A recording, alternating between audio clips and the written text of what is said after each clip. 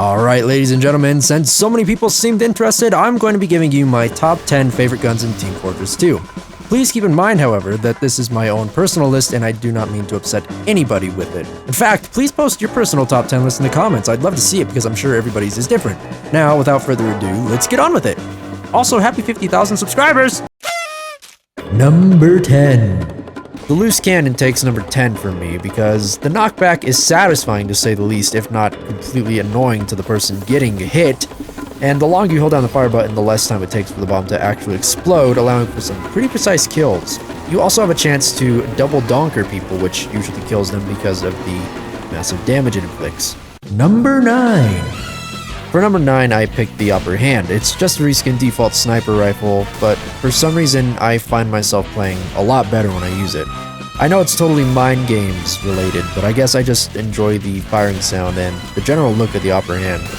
Overall, this reskin just makes the sniper rifle feel a lot more powerful. Number 8.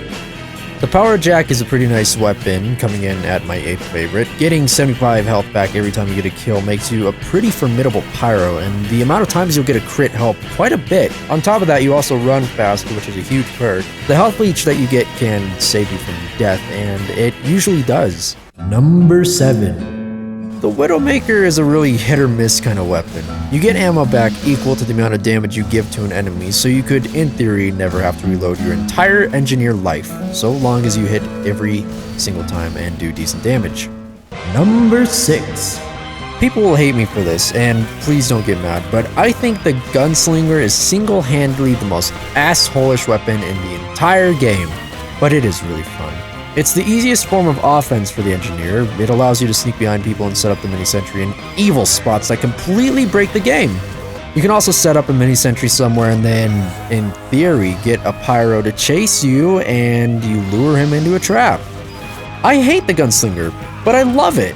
Number 5. The Tomislav has been and will always be my favorite heavy weapon of all time. If you act like a sneaky heavy, you can set up somewhere and then ambush people for massive damage, and it has no wind-up noise, which makes it seriously deadly.